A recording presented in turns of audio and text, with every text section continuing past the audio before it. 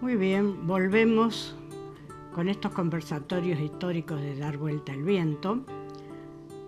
Y decíamos en la entrega pasada que entrábamos en una nueva etapa. La cuestión es que hay algunos temas que atraviesan o unen estas dos etapas, estos dos periodos de la historia argentina. El de la República Oligárquica, que va de 1862 a 1916, y el periodo que inicia en 1916 con el gobierno de Irigoyen. Algunas cuestiones no se modifican del todo, por lo tanto abarcan estas dos etapas.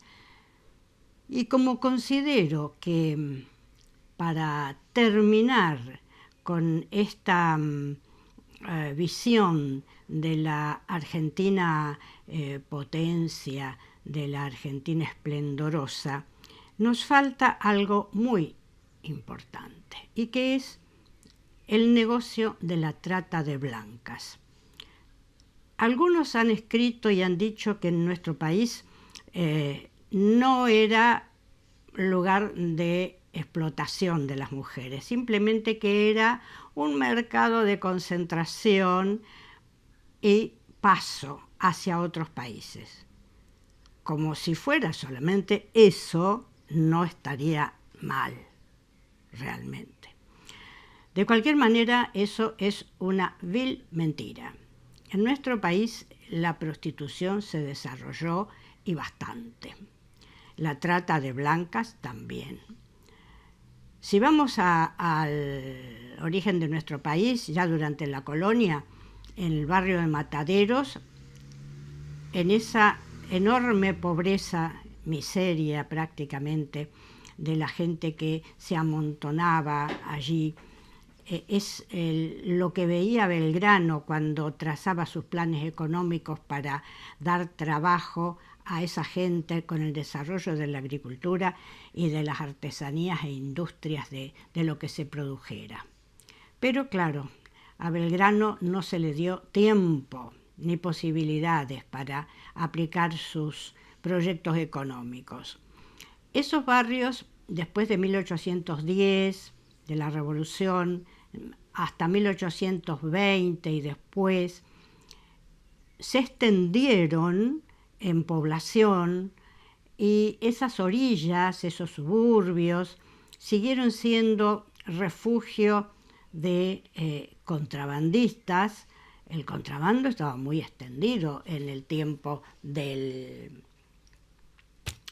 virreinato, ya con la participación de los mismos virreyes, no de todos. Y sigue por muchísimo tiempo. En estas orillas, digamos, donde había no solamente refugios de contrabandistas, de alzados contra las autoridades, de desertores, etcétera, etcétera, estaban los ranchos de las chinas. Bueno, la palabra china se ha usado mucho en nuestro país y en otros lugares de América, y tenía varias connotaciones. Para el gaucho, su china era su mujer a la que respetaba y quería. A la vez, china en las clases altas se designaba con ese nombre de chinas a las mujeres pobres, en realidad. Y en esos ranchos, los ranchos de las chinas, había baile, y al baile eran atraídos la población masculina por la música, de la que se gustaba mucho, pero a la vez estaban los cuartos de las llamadas chinas. Y en realidad estas eran pardas, mulatas, blancas, negras. Era un lugar de prostitución, evidentemente. No demasiado desarrollado, pero estaba. Y en la propia ciudad de Buenos Aires, alguna casa, alguna muy oculta, algunas mujeres, muy pocas, ejercían la prostitución también. Ya para los tiempos de la Organización Nacional, y nos vamos al tiempo que nos ocupa, 1880, tenemos la inmigración en masa llegando por centenares al puerto de Buenos Aires. La inmigración europea cambia la situación. Las autoridades, algunas están preocupadas. Sarmiento estaba muy preocupado porque venían en esta inmigración europea más hombres que mujeres. Había familias enteras, es cierto, pero sin embargo eran más los hombres solos que las mujeres, lo que va a traer enseguida, va a provocar que aquellos que están a la casa de negocios vean inmediatamente el negocio de la prostitución, de la trata de blancas. ¿Por qué se llama trata? Bueno, es lo mismo, la trata de negros era la caza, la captura, venta y explotación de los esclavos africanos. Como aquella era la trata de negros, se instituyó con ese nombre, ahora a la captura, compra y venta de mujeres europeas se le llama la trata de blancas. Las mujeres captadas o capturadas son dos situaciones. Pero primero vamos a ver la distribución geográfica de este tema de prostitución. Geográficamente podemos decir que hay barrios donde se instalan los proxenetas, rufianes, caftans, cafillos, cafiolos, como quieran llamarles. No cumplen todos la misma función, pero están todos ellos. Los barrios criollos serían San Telmo, Palermo, y se les deja los puertos. En estos barrios criollos, la captación de las muchachas para la prostitución tiene toda una puesta en escena, digamos, ¿no? Dijimos que estaba el organizador, el proxeneta, que administraba y distribuía las mujeres, pero los que captaban las mujeres eran los cafillos, que captaban una mujer y la explotaban, generalmente una, podían ser hasta 3, pero generalmente era una. Una variante era el cafiolo vidalita, que explotaba a su propia mujer. La quería, era una pareja, pero el hombre vivía de la prostitución de su propia mujer. Ahí están, en los tangos figuran todas estas, en el Ciruja está el cafiolo vidalita. También en los barrios del arrabal, porque, a ver, está el centro de Buenos Aires, los barrios y más allá el arrabal, lo que era las casas muy pobres, el barro de las lluvias, las calles de tierra, los callejones, los huellones dejados por los carros. En esos barrios, las pibas de allí iban a trabajar del arrabal a los otros barrios, veían la diferencia, soñaban con salir de pobre, era una. Y los cafillos eran hombres seductores, eran tipos lindos, de buena estampa, dirían los peruanos. Y trabajaban de esa manera. Los compadritos estos, los cafillos, organizaban las matinés danzantes, donde las mujeres, las chicas que trabajaban de sirvientas, de niñeras, de costureras, planchadoras, lavanderas, todo lo que había, porque empezaban desde chicas a trabajar en esos oficios. Tenían una tarde libre el domingo, la tarde libre, esa tarde libre tan soñada, tan esperada, y la única diversión era concurrir a esas matinés danzantes, donde estaban los cafiolos a la pesca, estos señores seductores, a la pesca de chicas que soñaban con esto que decíamos antes, salir del barro, salir de la pobreza. En los barrios donde ellas trabajaban ya se veía, no eran exactamente el centro, pero ya había vidrieras, más luces, y la diferencia era notable, y obviamente las ilusiones, el enamoramiento. En realidad, la miseria es la madre primera de todo lo que es abuso. Estas chicas no se sienten iguales que las del centro, no son iguales, no tienen la autoestima, y si son lindas y frescas, también creen en las palabras de los que las seducen, y no son pocas, son muchas. Una vez de la matiné danzante las invitan a las Garçonnières. La Garçonnière es un lugar, un piso en un barrio. ¿Se acuerdan del tango Corrientes 348, segundo piso, ascensor y todo lo que sigue? Bueno, es un pisito donde se lleva a las chicas y ahí se les muestra cómo se puede vivir. Del pisito pasan a visitar los cabarets, y los cabarets finalmente son la antesala de los prostíbulos. Terminan muchas allí, sin poder volver, sin que nadie las ayude, no tienen a quién reclamar, se las conduce y se las obliga con violencia.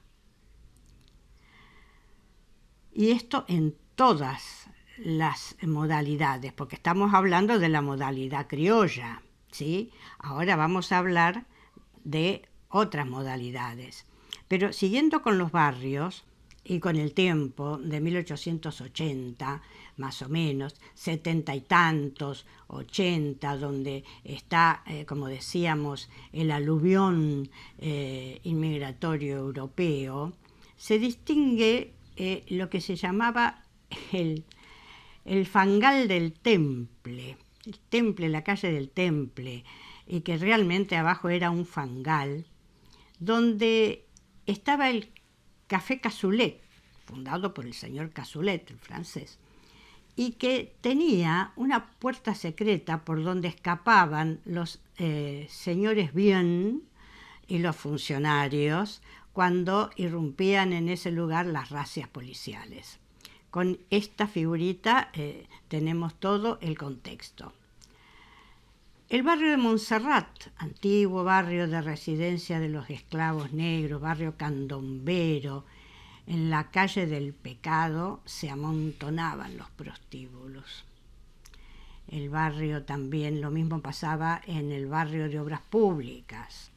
San Telmo y Palermo dijimos que eran los barrios criollos, ya los hemos descrito.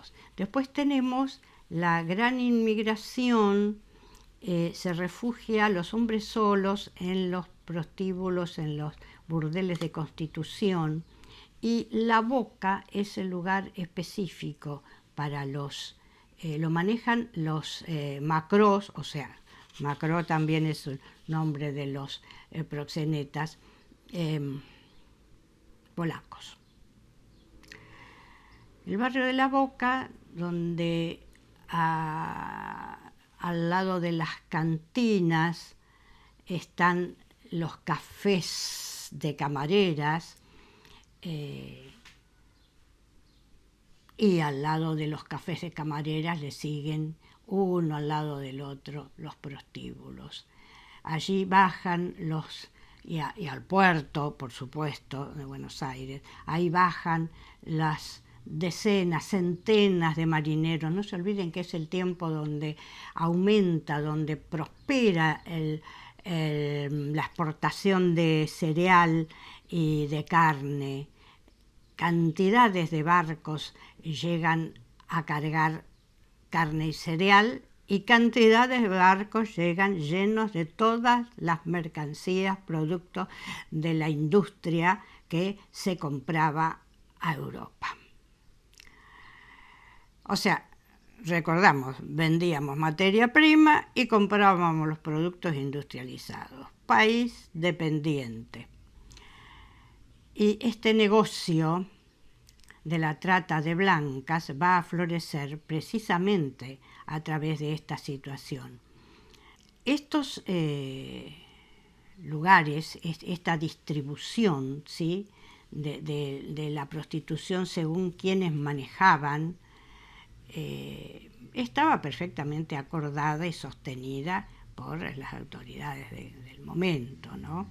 Después de los barrios donde organizaban la prostitución los criollos, tenemos la prostitución organizada por los macros franceses. No sé por qué los macros, o sea, los proxenetas franceses, advirtieron rápidamente el gran negocio que era Buenos Aires para la prostitución, y venían en los barcos cantidades de chicas francesas, las que acá se les llamó despectivamente en algún momento las franchutas, que serían las prostitutas francesas, que tienen otra modalidad de trabajo. Ponen muchos departamentos con una sola mujer y se contrata lo que es la madama, la mujer experimentada, mayor, identificada hace mucho tiempo con esta actividad y que maneja a la mujer. Generalmente había una, podían ser un poco más, pero eran de ese tipo, y a donde concurrían los señores, junto con también estaban en los barrios, en los bailes, era famoso el lugar, los bailes que se hacían en lo de Laura, en lo de la Vasca, y ahí se mezclaban, ahí iban los guapos y cuchilleros de los barrios criollos, iban los niños bien de las clases pudientes, y muchas veces se armaban entreveros que terminaban con alguien herido o muerto. Los niños bien llevaban revólveres, los guapos llevaban las dagas, cuchillos, y no siempre salían mal los cuchilleros. Algunas veces salían mal los niños bien también. Bien, entonces esta explotación de las chicas francesas, de las mujeres francesas, connota toda una situación en Europa también.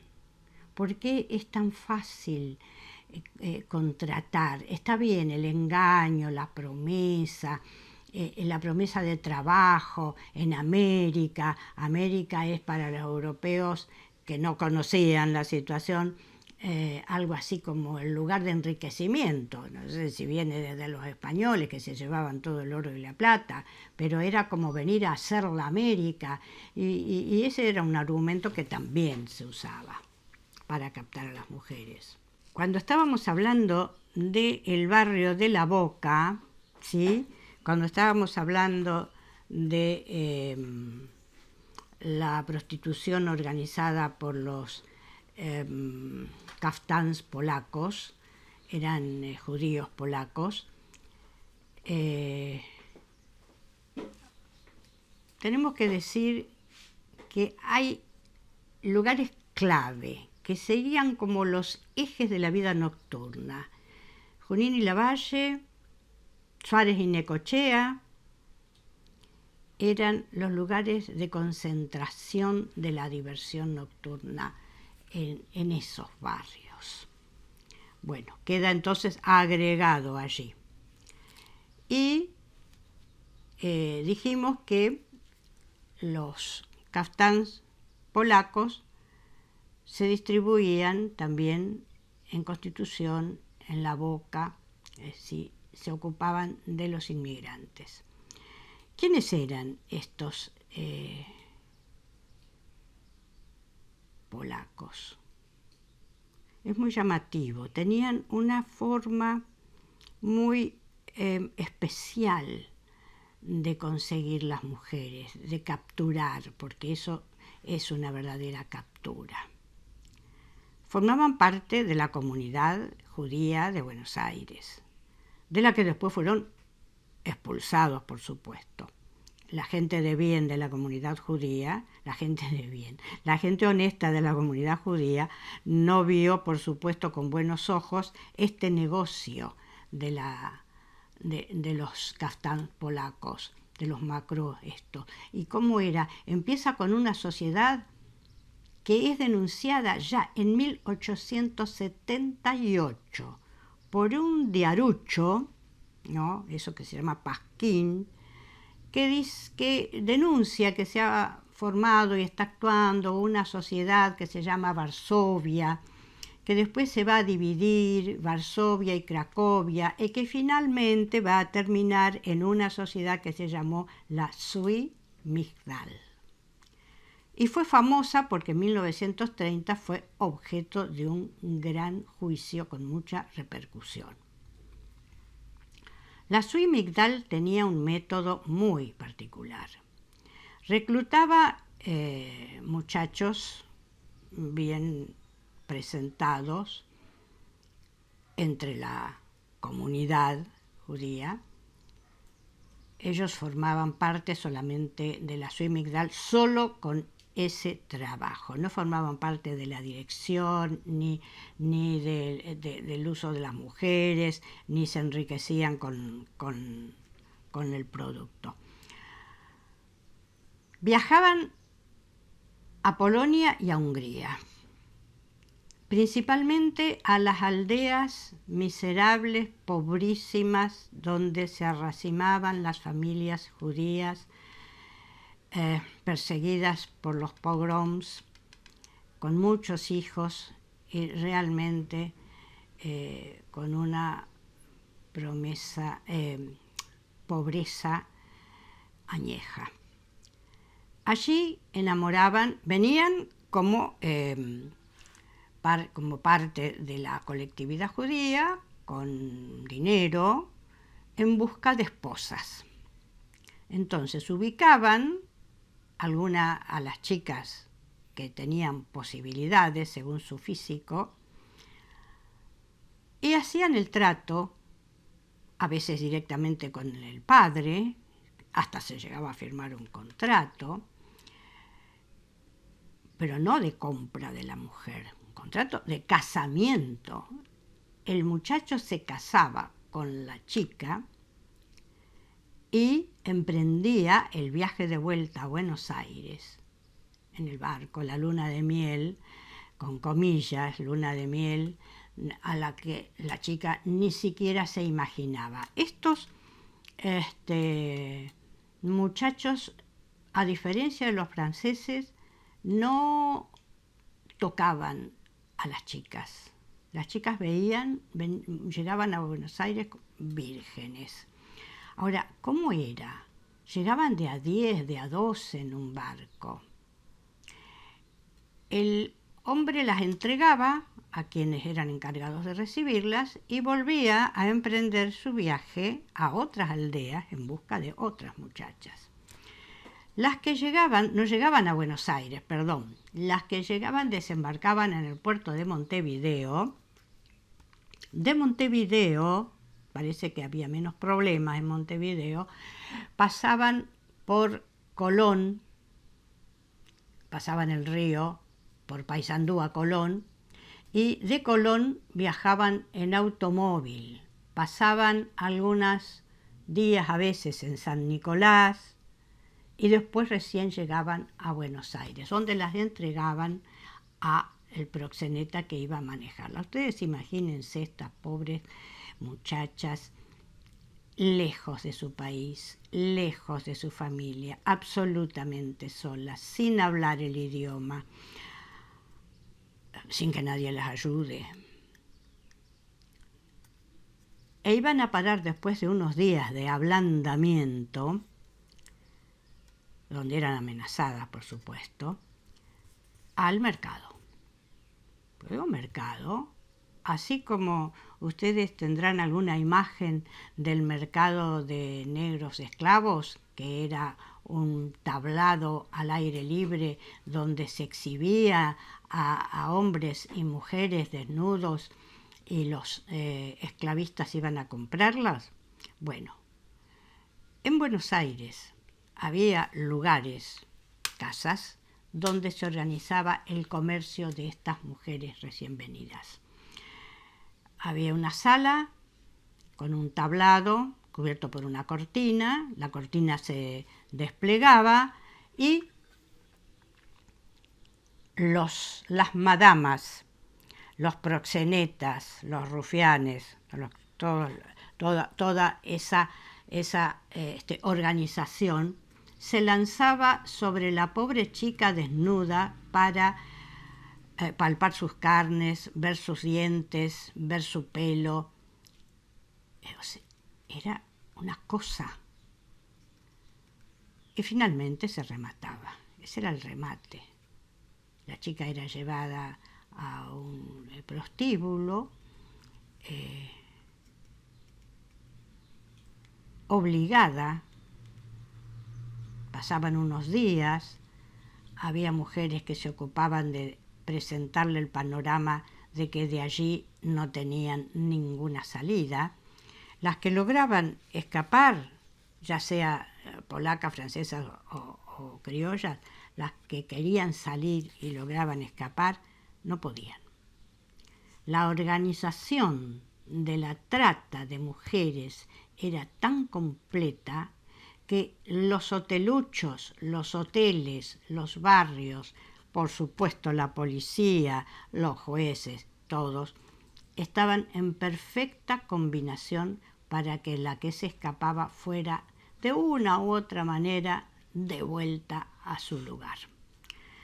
Y aquí eran castigadas mandándolas a los burdeles más, ¿cómo les diría? Ya los burdeles en sí son lugares horribles, pero más sórdidos, digamos. Bahía Blanca, el puerto de Bahía Blanca, Tres Arroyos, Benito Juárez, los lugares, Tandil, donde están la explotación de las minas de Tandil, donde hay hombres solos.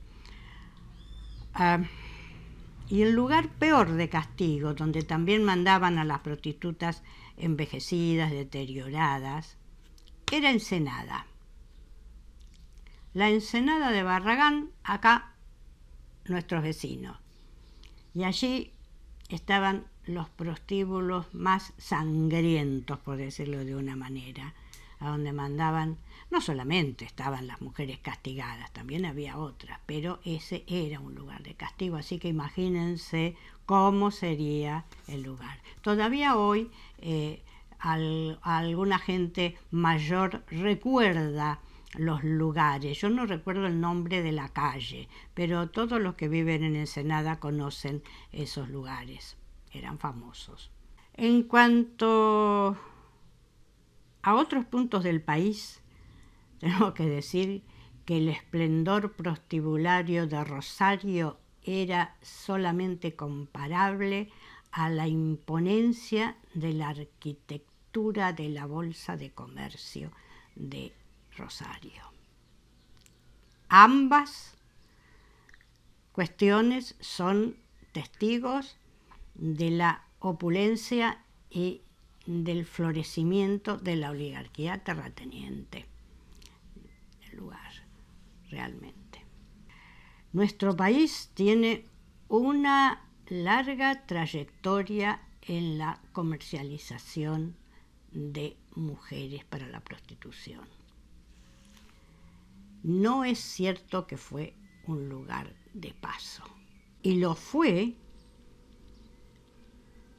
con la cobertura, digamos, el manto de la impunidad ejercida por los funcionarios desde intendentes, policías, fuerzas militares, ministros que lucraban con este negocio y por lo tanto tapaban y amparaban toda esta actividad. Cosa que no nos es ajena, porque actualmente vamos por ese mismo camino, con la cantidad de gente que está quedando en la calle sin trabajo, la miseria que está creciendo. La miseria es una de las madres de la prostitución. Por lo tanto, si bien la prostitución nunca acabó, siempre tuvo periodos en que menguaba significativamente. Cuando había buen trabajo y buenas posibilidades, y educación y salud para el pueblo, salud pública y educación pública. Bueno, y todo esto mientras se aprobaba en las cámaras de Senado y diputados la ley de residencia que presenta Miguel Cané para expulsar del país a los trabajadores que organizaban reclamos de salarios, de condiciones de trabajo. Eso se reprimía y se deportaba. Por supuesto que había también represión y cárcel y condena, pero mientras tanto el rufianismo estaba amparado. Prostitución y rufianismo es un libro muy importante de Cini y Helpi, que describe perfectamente esta situación. Y también hubo un periodista que se infiltró en toda la red, desde lo más alto a lo más bajo, y describió perfectamente todo este negocio, lo publicó y desapareció. Desapareció para siempre, no se sabe si voluntariamente o no. Pero el señor desapareció. Y volviendo al inicio, porque dice, ¿por qué las mujeres se dejan convencer? Porque, ahora, ¿cómo era? El problema atravesaba todas las clases sociales, Había mujeres de clase media, digamos, de familias acomodadas o que por lo menos tenían un buen pasar, que eran capturadas, algunas seducidas y otras directamente capturadas y alejadas del país.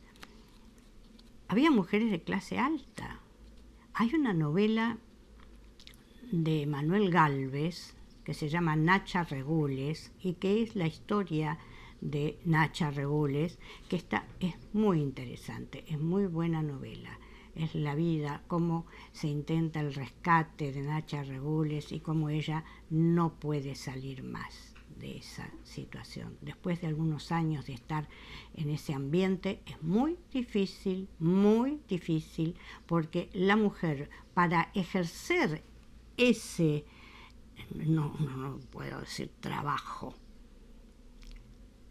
para ejercer esa actividad sexual, tiene que identificarse con eso, tiene que identificarse con el medio. Y eso es lo que logran. Lo logran por la seducción, por el convencimiento de que no hay otra, o por la violencia directamente. ¿Qué panorama tenemos en las mujeres trabajadoras? Porque la clase que más sufre esta situación es la clase trabajadora, no hay duda, siempre es igual. ¿Qué les esperaba a las mujeres en la clase trabajadora, la clase obrera? Trabajar en una fábrica de sol a sol generalmente, no se olviden que se está peleando por las 8 horas, ¿sí? En condiciones malas condiciones de trabajo, por salarios pobres, volver a su casa a comer lo que haya, una casa pobre, un barrio alejado, atravesar el barro. Y las mujeres que trabajaban en talleres de planchado, talleres de lavado, talleres de costura. Muchas veces en los talleres de costura pululaba la tuberculosis, porque eran lugares chiquitos, mal ventilados. La tuberculosis hacía estragos, especialmente en la clase obrera en esos años. O estar casadas con un trabajador con bajo salario, que estaba todo el día afuera, volvía por la noche a su casa, cargadas de hijos, sin ningún horizonte de placer, de distracción, de buen vivir. ¿Cómo no iban algunas de ellas a hacer caso a los brillos del centro, a los enamoramientos, al galán que viene a cantarles con la guitarra a su ventana?